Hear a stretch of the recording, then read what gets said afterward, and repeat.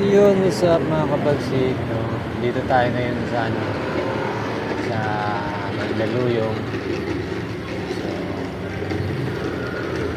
nakakadalawang pasayro pa lang tayo, no? So tayo ng alas 6.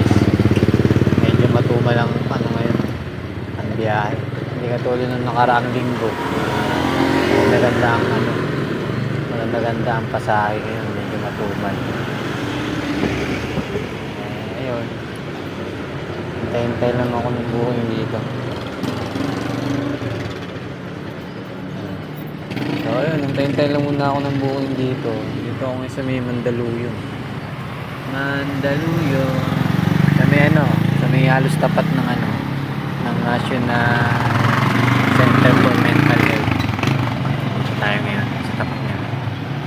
So yun, hintay-hintay lang ako konti rito. Hintay-hintay lang ako konti ng booking kung meron dito. Kung wala, gap lang tayo pa Shaw Boulevard. So ayun, maraming salamat. Balik na lang ito mamaya. A few moments later. At yun na nga mga dito na tayo sa Ortigas Ave sa may Pasig. Ortigas Ave Extension Pasig. So may labas ng Old Bandeca Homes. Kasing entrance ng Old Bandeca Homes. So may Ortigas Pasig. Lapit tayo sa may Life Homes. Yan. Nakakuha tayo sa Mandaluyong. Padala. So yun. Sayang kaya kinuha na natin.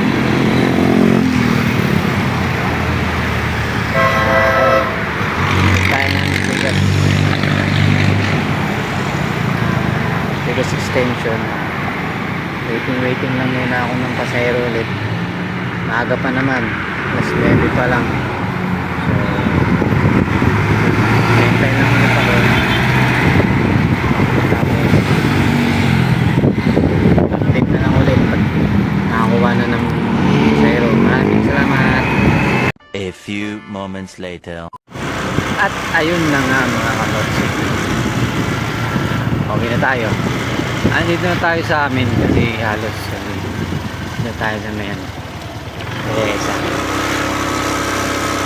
Bali nung sa Bandecoms kanina nakuha ako dun sa Palok, Maynila. Nakuha ko siya. So ngayon pagdating ko sa Palok, Maynila, pagbaba ko dun sa pasahero ko at pag-complete ko nung sa booking, pumasok ka agad sa akin Teresa Dulong Bayan. So yun, dahil Teresa Dulong Bayan, pauwi na rin naman ako, kinuha ko na kasi malapit na rito sa amin. So ayun mga kabagsik, update lang. Hindi ko na na-video kanina, nandun ako sa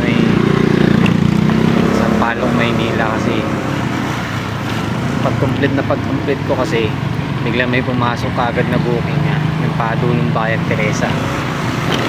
So ayun, eto pauwi na ako. Ayun mga kabagsik, maraming salamat sa ulitin na video.